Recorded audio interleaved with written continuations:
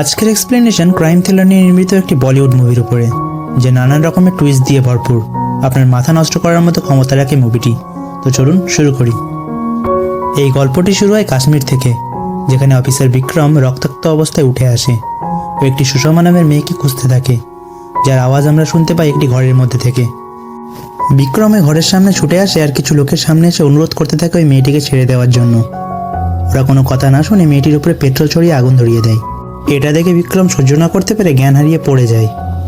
জানা ছিল না ওই মেয়েটি কে আর কেনই বা এই লোকগুলো তাকে মেরে ফেলেছে, কিন্তু বিক্রমের রিয়াকশন দেখে মনে হচ্ছে ওই মেয়েটি তার ফ্যামিলির কেউ হবে। এখান থেকে গল্পটি শিফট হয় বর্তমানে, যেখানে বিক্রম একটি হসপিটালে নিজের চেক আপ করাচ্ছিল। ওই ইনসিডেন্টের কারণে এখনও ঠিক হয়ে উঠতে পারেনি সে। ডাক্তার তাকে বোঝায় যে পুলিশের চাকরি তুমি ছেড়ে দাও, কেননা যদি তোমার হার্টবিট এভাবেই বাড়তে থাকে তাহলে তোমার মৃত্যুও হতে পারে। বিক্রম ডাক্তারের কোনো কথা না শুনে ডিউটিতে চলে আসে। ওখানে একটি টিম আগের থেকে একটি ডেড বডিকে খুঁজছিল, তারা এখনও কোনো কিছু খুঁজে বের করতে পারেনি। এই টিমের লিডার ছিল অফিসার অক্ষয়। অক্ষয় ও বিক্রম দুজন কেউ কাউকে দেখতে পারতো না। এখানে বিক্রমকে এই কেসের টেক ওভার করার জন্য পাঠানো হয়েছে। মেবি অক্ষয় এই কেস ঠিকভাবে সলভ করতে পারছিল না, সেই কারণে পুলিশের জায়গায় কুকুরের মাধ্যমে ডেড বডিটিকে খুঁজতে থাকে। তবে এখনও পর্যন্ত কিছুই পেয়ে ওঠেনি তারা। এর জন্য বিক্রম আশেপাশের বন্য ঘাস দেখতে থাকে আর তিনটি আলাদা আলাদা জায়গা থেকে তিনটি ডিফারেন্ট টাইপের ঘাস তুলে নিয়ে আসে। ওখানে থাকা সব অফিসারদের দেখিয়ে সেম একই ধরনের ঘাস খুঁজে আনতে বলে, আর বলে যেখানে এই তিন ধরনের ঘাস দেখবে সেখানেই তোমরা ডেড বডি পাবে। আর যেখানে ওরা এই তিন রকমের ঘাস দেখতে পায় ঠিক সেখানেই ডেড বডিটি খুঁজে পায় তারা। এটা দেখে তার অ্যাসিস্ট্যান্ট অফিসার রোহিত অনেকটা অবাক হয়ে যায় আর ভাবে বিক্রম জানলো কি করে যে ডেড বডি ওখানেই পাওয়া যাবে। বিক্রমের কাছে এর কারণ জিজ্ঞাসা করাতে সে একজন কৃষকের উদাহরণ দেয়। বলে যে একজন কৃষক ক্ষেতে ফসল ফলানোর আগে বন্য ঘাসকে বেছে নিয়ে বাদ দেয় ক্ষেত থেকে, কারণ বন্য ঘাসের শিকড়ের মধ্যে এক ধরনের বিষ থাকে যেটা আশেপাশে থাকা ভালো জিনিসকে ফলতে না দিয়ে খারাপ করে দেয়। তবে যদি ওই শিকড়গুলোকে তুলে ফেলা হয় তাহলে ওখানে যে কোনো কিছু ফলানো সম্ভব। যখন ওই খুনিটি লাশটিকে ওখানে পুঁতে দেয় তখন সে ওই বন্য ঘাসগুলির শিকড়কে ওখানে পুঁতে দিয়েছিল। এই কারণে সব রকম বন্য ঘাস সেখানে হয়ে উঠেছিল, যা ন্যাচারালি সম্ভব নয়। বিক্রমের একটি গার্লফ্রেন্ড আছে যার নাম নেহা। সেও HIT এর মেম্বার। সে ফরেন্সিক ল্যাবে কাজ করত আর তারা দুজন দুজনকে খুব ভালোবাসত। নেহা একদিন বিক্রমকে বলে, তোমার স্বাস্থ্যের ক্ষতি হচ্ছে, তারপরেও তুমি কেন এই চাকরিটা করছো? তুমি এই চাকরি ছেড়ে দাও। ছেড়ে দিলেই বা কী হবে? বিক্রম বলে, এই চাকরি আমার অতীতের সঙ্গে জড়িত আছে, আমি চাকরিটি ছাড়তে পারবো না। নেহা বলে, বিক্রম আমি তোমাকে হারাতে চাই না, তুমি আমার কথা একটু চিন্তা করো, না ছাড়তে পারো কয়েকদিনের জন্য একটু ছুটি নাও। এইসব কথা নিয়ে দুজনের মধ্যে প্রচণ্ড ঝামেলা হয়। বিক্রম তারপর ওখান থেকে চলে যায়। তারপর বিক্রম 3 মাসের ছুটির জন্য আবেদন করে তার সিনিয়র স্যারের কাছে। তখন তার স্যার বলে, আমাদের কাজ হলো খুনি দমন করা, এর মাঝে তুমি 3 মাসের ছুটি চাইছো? বিক্রম, যেহেতু তুমি কখনো ছুটি চাওনি আমার কাছে আর তুমি এখানে উল্লেখ করেছো ফোন দিলে তোমাকে পাবো, তাই তোমাকে ছুটি দিলাম, এখন যাও তুমি। এর পরের দৃশ্যে আমরা একটি মেয়েকে দেখতে পাই। মেয়েটির নাম হলো প্রীতি। তাকে কেউ একজন বারবার ফোন করে ডিস্টার্ব করছিল। প্রীতি তার ফোনটা কেটে ঘর থেকে বেরিয়ে আসে তাড়াহুড়ো করে। তার বাবার সঙ্গে দেখা করে এই গাড়িটা নিয়ে বেরিয়ে যায় সে। গাড়ি নিয়ে বেশ কিছুটা দূর যাবার পরে তার মনে পড়ে যে ফোন ভুল করে সে বাড়িতে ফেলে এসেছে, আর ফোনটি নিয়ে আসতে বাড়ির দিকে রওনা হয় সে। কিছু দূর যেতে তার গাড়ি খারাপ হয়ে যায়। তার কাছে ফোন না থাকায় কাউকে ফোন করতে পারছিল না সে। ঠিক তখন ওই রাস্তা দিয়ে ইব্রাহিম নামের একটি পুলিশ অফিসার গাড়ি নিয়ে যাচ্ছিল। সে প্রীতিকে দেখে গাড়িটি সাইড করে দাঁড়ায়। পুলিশ অফিসার প্রীতির কাছে আসলে সে তাকে সব কিছু বলে। পুলিশ অফিসারটি তার গাড়িতে করে প্রীতিকে বাড়ি দিয়ে আসার কথা বলে, কিন্তু প্রীতি না করে দেয়। প্রীতি ওই পুলিশ অফিসারের ফোন থেকে তার বাবাকে ফোন করে লোকেশন জানিয়ে দেয়, সেখান থেকে তাকে নিয়ে যেতে বলে। তারপর পুলিশটি প্রীতিকে ওখানে একা রেখে পুলিশ স্টেশনে চলে আসে একটি ফাইল নিয়ে। কিন্তু অফিসার যে ফাইলটি চেয়েছিল সেই ফাইলটি রেখে ভুল করে অন্য একটি ফাইল নিয়ে চলে আসে।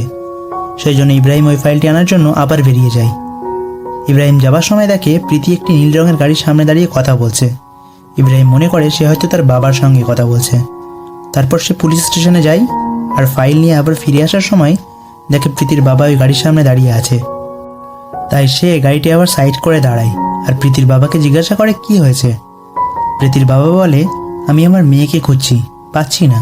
আর ইব্রাহিম বলে, একটু আগেই তো আমি এখানে তাকে দেখে গিয়েছি, সে একটি ব্লু কালার গাড়ির সামনে দাঁড়িয়ে কথা বলছিল। প্রীতির বাবা বলে, হঠাৎ সে গেল কোথায়? অফিসারটি বলে, সে হয়তো তার ফ্রেন্ডের সঙ্গে কোথাও গিয়েছে। তারপর যদি সে ফিরে না আসে আমাকে জানাবেন। এর পরের দিন প্রীতির মা বাবা ইব্রাহিমকে গিয়ে বলে প্রীতি এখনো বাসায় আসেনি। প্রীতির বাবা ইব্রাহিমের ওপর রেগে যায়, কেননা তখন সে তাকে একা ছেড়ে দিয়েছিল।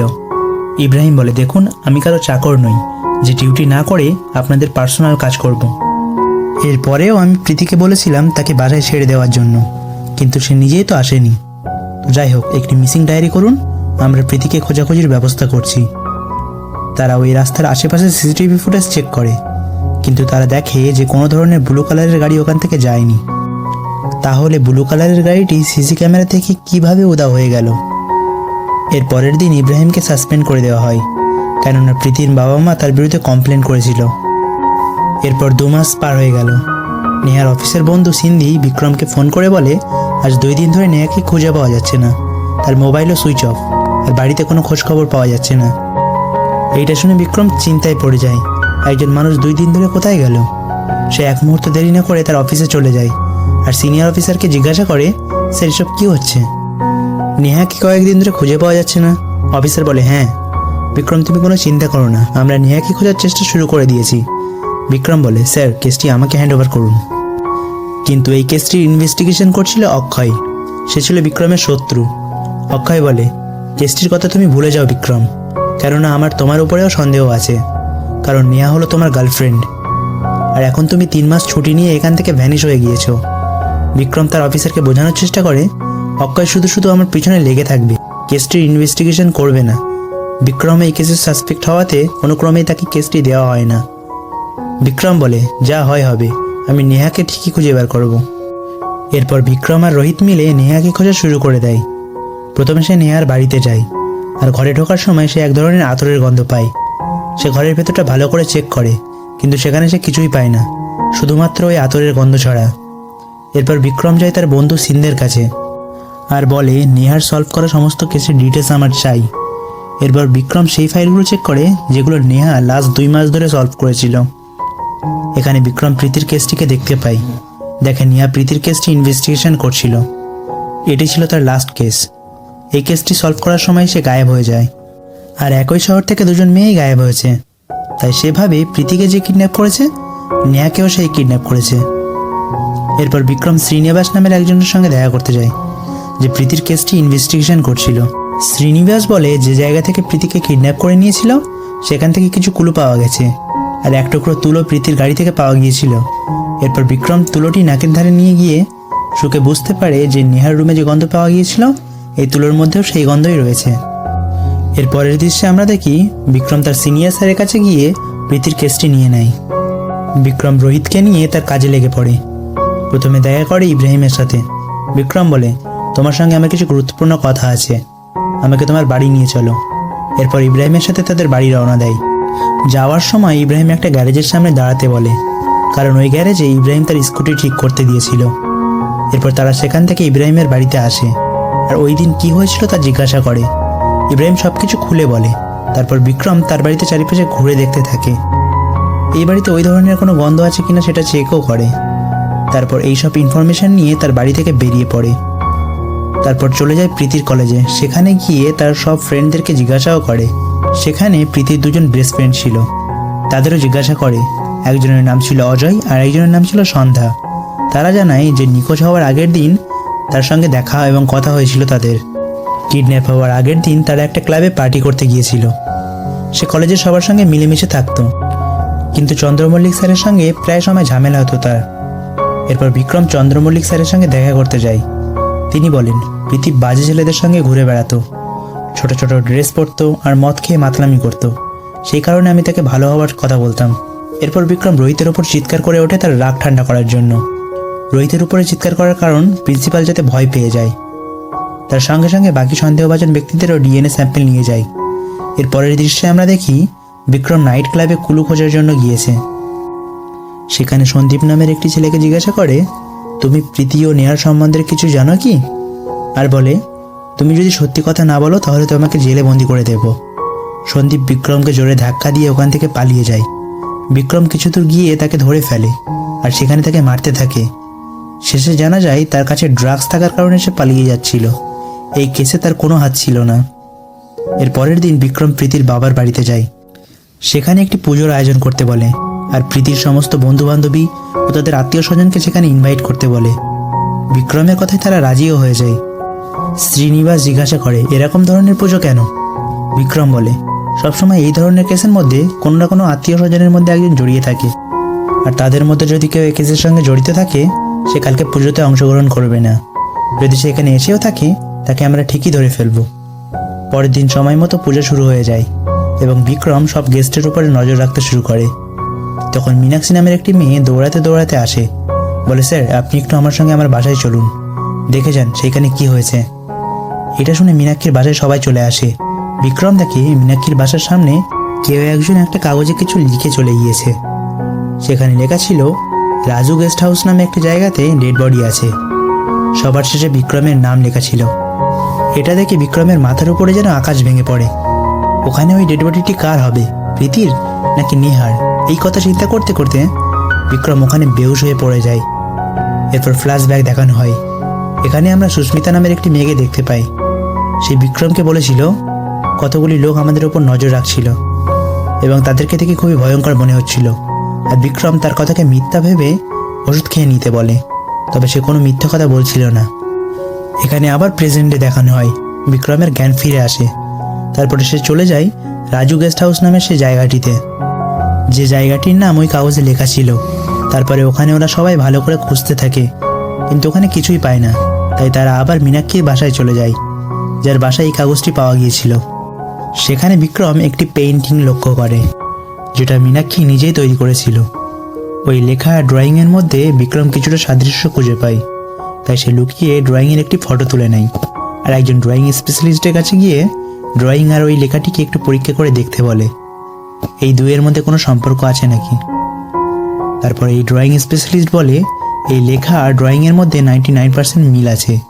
এই ড্রয়িং ও লেখাটি একই প্যাটার্নের, তা শিওর, অর্থাৎ লেখাটিও মীনাক্ষী নিজেই লিখেছে।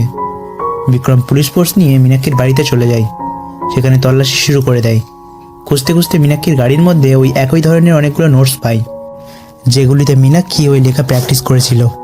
তাই তারা কোনো কিছু না দেখেই মীনাক্ষীকে গ্রেপ্তার করে নেয়। তাকে থানায় এনে জিজ্ঞাসাবাদও করা হয়। মীনাক্ষী বলে, এই লেখাটি সে লিখেছে ঠিকই, কিন্তু সে প্রীতি কোথায় আছে তা জানে না। সবার মনোযোগ তার দিকে আনার জন্য সে লিখেছে ওটা। সে বলে, এই এলাকায় কেউ আমার সঙ্গে কথা বলে না, আর আমি যদি কোনো ইনফরমেশন দিই তাহলে সবাই আমাকে অনেক কাজের ভাববে, এই কারণে এই কাজটি করেছি আমি। বিক্রম এগুলো কিছুই বিশ্বাস করে না। তাকে সত্যি কথা বলার জন্য অনেক টর্চার করতে থাকে তার উপরে। অনেক টর্চার করার পরেও সে কোনো ক্লুই খুঁজে পায় না। এতে বিক্রম প্রচণ্ড রেগে যায়। বুঝতে পারছিল না যে তার সঙ্গে এটা কি হচ্ছে, তারা কাকে ছেড়ে কাকে ধরবে, আর নেহা ও প্রীতি বেঁচে আছে কিনা এসব নিয়ে চিন্তা করছিল সে। আর ঠিক তখনই জানতে পারে ওই রাজু গেস্ট হাউস নামের জায়গাটিতে একটি লাশ পাওয়া গিয়েছে। এটা শোনা মাত্রই বিক্রমের অবস্থা আবার খারাপ হতে থাকে।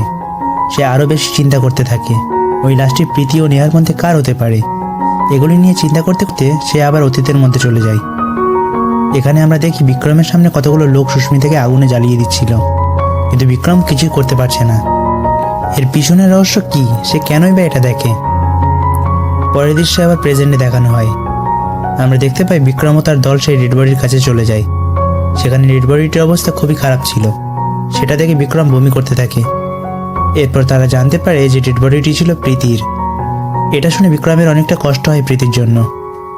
সিন্ধি বলে যে প্রীতির ডেড বডিকে আমরা ভালো করে পরীক্ষা করে দেখেছি, এখান থেকে কয়েকজনের ডিএনএ পাওয়া গিয়েছে। তার ফ্রেন্ড অজয়, তার বাবা এবং অনাথ আশ্রমে থাকা ওই মহিলাটির ডিএনএও আমরা পেয়েছি। আর মনে হয় এরা সবাই মিলে প্রীতিকে হত্যা করেছে। কিন্তু হ্যাঁ, এখানে মীনাক্ষীর কোনো ডিএনএ পাওয়া যায়নি। এরপর তাদের সবাইকে থানায় ধরে নিয়ে এসে জিজ্ঞাসাবাদ করতে থাকে। এরপর ললিতা নামের একটি মেয়ে বিক্রমকে ফোন করে আর বলে সে গাড়িতে করে কোথায় একটা যাচ্ছিল। সে এক জায়গায় গাড়িটি দাঁড় করে, আর তখনই হোয়াইট কালারের একটি গাড়ি এসে তার সামনে দাঁড়ায় এবং তাকে গাড়ি থেকে বেরিয়ে আসতে বলে। ললিতার ওই লোকটিকে দেখে সন্দেহ হয়, তাই সে ওখান থেকে পালিয়ে এসে বিক্রম স্যারকে ফোন করে। বিক্রম ললিতার লোকেশন নিয়ে তাড়াতাড়ি ওখানে পৌঁছে যায়। ললিতা বিক্রমকে সব কথা খুলে বলে। বিক্রম বলে, ওই লোকটির চেহারা কেমন ছিল, আমাদের অফিসে গিয়ে তার বর্ণনা দাও, আর্টিস্ট তার একটি স্কেচ বানিয়ে নেবে। হাইওয়ের পাশে থাকা চেকপোস্টে গিয়ে তারা সিসিটিভি ফুটেজ চেক করতে থাকে। চেক করে দেখে সেখানে কোনো সাদা কালারের গাড়ি আসেইনি। তাহলে ললিতার বর্ণনা অনুযায়ী সাদা গাড়িটা কোথায় গেল? তারপর ওদের চোখ পড়ে একটি ট্রাকের উপরে, বিক্রমের মনে হতে থাকে যে এই গাড়িটিকে সে আগে কোথাও দেখেছে। তারপর তার হঠাৎ মনে পড়ে প্রীতি যেদিন কিডন্যাপ হয়েছিল সেদিন সিসিটিভি ফুটেজে এই ট্রাকটি দেখেছিল সে। গাড়ির ড্রাইভারটিও একই ছিল, তবে ট্রাকের নাম্বার প্লেটটি ছিল আলাদা। এখানে আমরা রিয়েল কিডন্যাপারকে খুঁজে পাই, তবে তার মুখটি ক্লিয়ারলি বোঝা যাচ্ছিল না। সে তার আইডেন্টিটি লুকানোর জন্য মাথায় টুপি আর চোখে চশমা পরেছিল, যার কারণে ফেস ভালো করে ক্যামেরায় ধরা পড়েনি। বিক্রম যখন মন খারাপ করে বসেছিল তখন অক্ষয় আসে তার কাছে, আর সে তাকে রাগাতে থাকে এই বলে যে তুমি ক্রিমিনালকে ধরতে পারবে না। বিক্রম রেগে গিয়ে অক্ষয়কে খুব মারতে থাকে, তবে রাগ শান্ত হবার পরে তার মনে পড়ে যে এই চেহারাটি সে আগে কোথাও দেখেছে। আর একটি কনস্টেবলকে গাড়ি ঠিক করতে দেখে তার মনে পড়ে সেই মেকানিকটির কথা, যার কাছ থেকে ইব্রাহিম গাড়ি ঠিক করেছিল। বিক্রম তৎক্ষণাৎ ইব্রাহিমের বাড়ি গিয়ে পৌঁছায় আর ইব্রাহিমকে সঙ্গে নিয়ে মেকানিকটির বাড়িতে গিয়ে পৌঁছায়। মেকানিকটির বাড়িতে বিক্রম সেই আতরটির খুঁজে পায়, যে আতরটি সে এর আগে ক্রাইম স্পটে দেখেছে। এর দ্বারা বিক্রম কনফার্ম হয়ে যায় যে এটাই হলো সেই ক্রিমিনাল। হঠাৎ তাদের উপরে ফায়ারিং হতে থাকে, আর তার সাথে সাথে সেই ক্রিমিনালটির সঙ্গে বিক্রমদের মারামারিও হয়। চলন্ত একটি বুলেটের আঘাতে ইব্রাহিমের মৃত্যুও ঘটে। ক্রিমিনালটি বিক্রমের মাথায় বন্দুক ধরলে অক্ষয় এসে বিক্রমকে বাঁচায়। ক্রিমিনালটির জিজ্ঞাসাবাদে আমরা জানতে পারি যে সে অন্য কারোর বলাতে প্রীতিকে কিডন্যাপ করেছিল। ক্রিমিনালটি তাদেরকে সেই অজানা ব্যক্তির বাড়িতেও নিয়ে যায়। বিক্রম বাড়িটিতে দরজা ভেঙে ভিতরে ঢুকলে উপর থেকে তার বন্ধু রোহিত নেমে আসে। রোহিত তাকে বলে, আমি অনেকবার ভেবেছি তোর কাছে সব সত্য বলে দেব, কারণ আমি জানি যে তোর কাছে কখনো সত্য লুকিয়ে থাকে না, তবে আমি চাইলেও তোকে সব সত্য বলতে পারবো না। এই বলে ড্রয়ার থেকে বন্দুক বার করে বিক্রমের দিকে তাক করলেই বিক্রম তার উপরে গুলি চালিয়ে দেয়। সেই বাড়ি থেকে তারা নেহাকে উদ্ধার করে জীবন্ত অবস্থায়। তবে আসল ক্রিমিনাল রোহিত নয়, রোহিতের ওয়াইফ স্বপ্না। আর এইসব করার কারণ হলো স্বপ্নার ছেলেদের প্রতি কোনো ইন্টারেস্ট নেই, তার শুধু মেয়েদের প্রতি ইন্টারেস্ট। এই গল্প শুরু হয় অনাথ আশ্রম থেকে। স্বপ্না প্রীতিকে খুবই লাইক করত, আর তাদের মেলামেশা সরস্বতী পছন্দ করতো না, তাই সে সবসময় প্রীতিকে স্বপ্নার থেকে আলাদা করে রাখত। একদিন প্রীতিকে একটি পরিবারে সে অ্যাডাপ্ট করে নেয়, আর সেখান থেকে দুজনে আলাদা হয়ে যায়। তবে প্রীতির প্রতি স্বপ্নার ভালোবাসা একটুও কমেনি। অনেক বছর পর যখন রোহিত স্বপ্নাকে বিয়ের জন্য প্রপোজ করে, তো স্বপ্না রোহিতকে বিয়েও করে নেয়। তবে সে লেসবিয়ান হওয়ার কারণে কখনো রোহিতের সাথে ফিজিক্যাল হতে পারেনি। বিয়ের কিছু বছর পর যখন হঠাৎ প্রীতির সাথে সাক্ষাৎ হয়, তো সে মনে করে প্রীতি তার ফিলিংস বুঝবে, তবে প্রীতির এমন কোনোই ফিলিংস ছিল না। এই কারণে স্বপ্না ওই মেকানিকটির দিয়ে প্রীতিকে কিডন্যাপ করায়, আর প্রীতির না মানাতে তাদের মধ্যে হস্তাহস্তির কারণে প্রীতির মৃত্যু হয়ে যায়। আর স্বপ্নাকে বাঁচানোর জন্য রোহিত প্রীতির লাশটিকে পুঁতে দেয়। তবে যখন এর প্রমাণ নেহার হাতে গিয়ে পৌঁছায়, রোহিত নেহাকেও কিডন্যাপ করে ফেলে। তবে রোহিত নেহাকে মারার কথা কখনোই ভাবেনি, ওকে শুধু লুকিয়ে রাখতে চেয়েছিল যতক্ষণ না ওরা এই দেশ থেকে পালিয়ে যায়। তবে ততক্ষণ বিক্রমে সেই কেসটিকে নিজের হাতে নিয়ে নিয়েছিল। আর মীনাক্ষী কোনো অপরাধ না করা সত্ত্বেও লোকের অ্যাটেনশন পাওয়ার জন্য সে ওই চিঠিটি লেখে। এর ফলে রোহিতরা কেসটি ডাইভার্ট করার সুযোগ পেয়ে ওঠে।